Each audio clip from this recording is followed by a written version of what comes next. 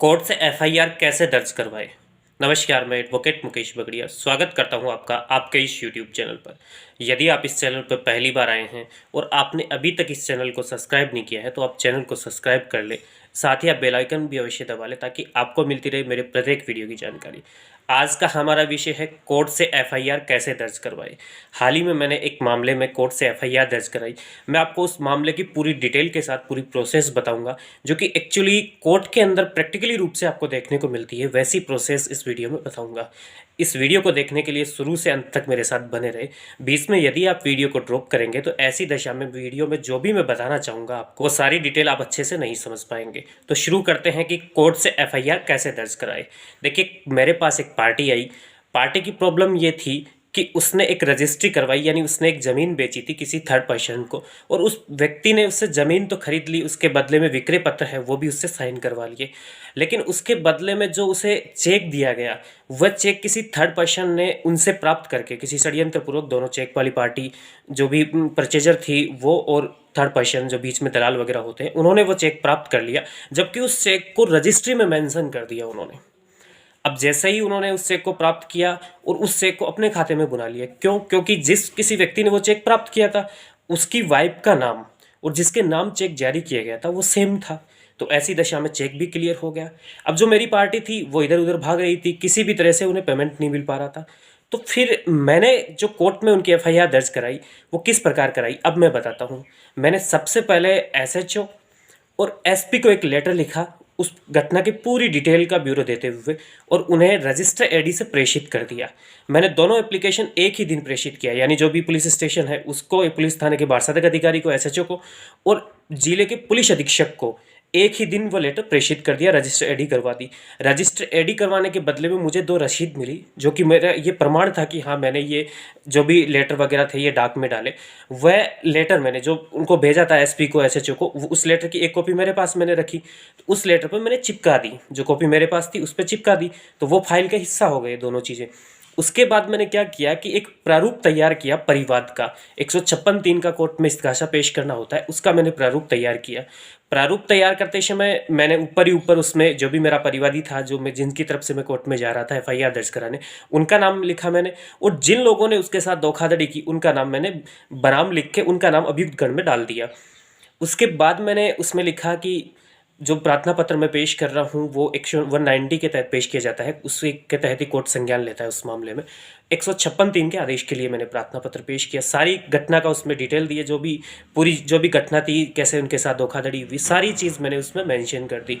उसकी प्रत्येक कॉपी पे, यानी जो भी मैंने प्रारूप लिखा परिवाद का, उसके प्रत्येक भाग पर जो भी पस्ट थे उस पर जो भी मेरे परिवादी थे उनके साइन करवा लिए। वो अंगूठा टेकती थी तो मैंने अंगूठा निशान उनका लगवा दिया और साइड में लिख दिया निशान, जो भी परिवादी थी उनका नाम लिख दिया।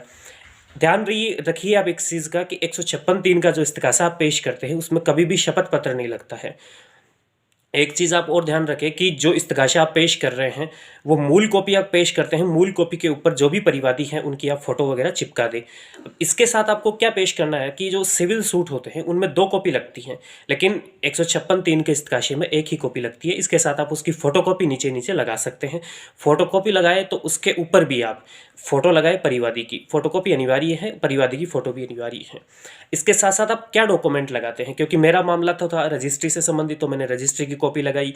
चेक के संबंध में जो डिटेल थी तो अकाउंट की मैंने डिटेल्स लगाई, और एक परिवादिया का आइडेंटिफिकेशन जो भी कर रहा हो, जैसे परिचय पत्र हो गया, आधार कार्ड हो गया, भामाशाह कार्ड, कुछ भी आप एक जरूर लगाए। अगर आप भी कोई परिवादी की तरफ से हैं तो परिवादी का जो भी आप लगाना चाहें वो, और यदि आप खुद परिवादी बनना चाहते हैं तो ये चीज़ भी आपके लिए बहुत ही ज़रूरी है जानना।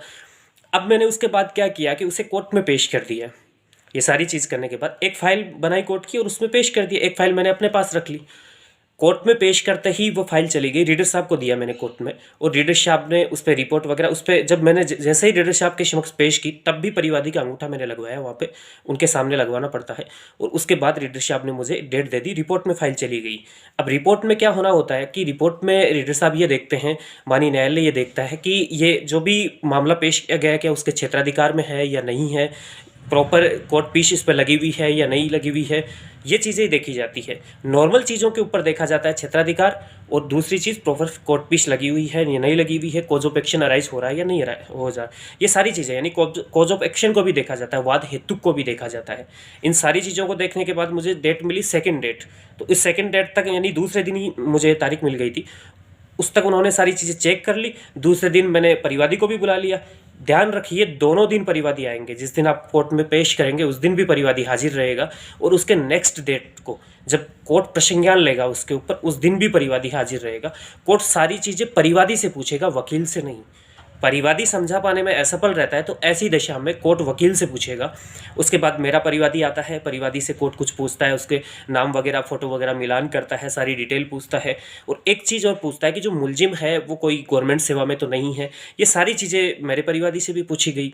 परिवादी ने संतोषजनक जवाब भी दिया, और उसके बाद मुझे भी बोलने का अवसर दिया गया, और मैं भी पूरी घटना का ब्यूरो कोर्ट के सामने रखता हूँ, और उसके बाद कोर्ट 156(3) के आदेश कर देता है। तो ये सारी डिटेल जो मैंने आज के वीडियो में बताई, ये प्रैक्टिकली डिटेल है। अगर आप परिवादी हैं, आपके साथ कोई घटना हुई है, तो आप किसी भी वकील को नियुक्त कर सकते हैं। सारी चीज़ बताते हुए वकील एक इस्तगासा पेश कर देगा 156(3) के लिए, और उसके बाद में वह FIR दर्ज करने का, उसमें कोर्ट जो भी मजिस्ट्रेट बैठते हैं वो आदेश दे देंगे कोर्ट, फिर वो FIR थाने में दर्ज हो जाएगी। तो मेरे मामले में भी सेम ऐसा ही हुआ। उसके बाद कोर्ट ने एक आदेश जारी किया और थाने में FIR दर्ज हो गई, और FIR दर्ज होने के बाद जो भी प्रोसेस है उसके लिए मैंने अलग से वीडियो भी डाल रखे हैं, और भी मैं डालता रहूँगा। प्रैक्टिकली सेस पे भी मैं वीडियो डालता रहूँगा इस बारे में। लेकिन मेरी पार्टी के साथ जो हुआ, मैंने पूरी घटना के बारे में बताया। ये वीडियो अगर आप परिवादी हैं तो भी आपके लिए ज़रूरी है, अगर आप युवा वकील हैं तो भी आपके लिए ये बेहद ज़रूरी है। उम्मीद करता हूं कि आज का ये वीडियो आपको बहुत ही इन्फॉर्मेटिव जानकारी प्रैक्टिकली रूप से, जो कि कोर्ट में कार्रवाई में उपयोग की जाती है, प्रैक्टिकली रूप से कोर्ट में देखा जाता है, चीज़ें समझा पाने में सफल रहा होगा। एक महत्वपूर्ण जानकारी और दे दूं मैं आपको कि जो मैंने ये परिवाद पत्र पेश किया 156(3) के लिए, उसमें मात्र 2 रुपये की कोर्ट फीस लगती है। कोर्ट फीस जो कि कोर्ट के बाहर जो भी दुकान वगैरह होती है उनसे आप प्राप्त कर सकते हैं। कोर्ट इस गासे के ऊपर ही ऊपर आप 2 रुपये की कोर्ट फीस लगा सकते हैं। तो उम्मीद करता हूँ ये जानकारी आपके लिए बहुत ही महत्वपूर्ण साबित होगी। साथ ही यदि आपको ये जानकारी पसंद आई तो आप इस वीडियो को शेयर कीजिए, लाइक कीजिए, और चैनल को सब्सक्राइब कर लीजिए। धन्यवाद।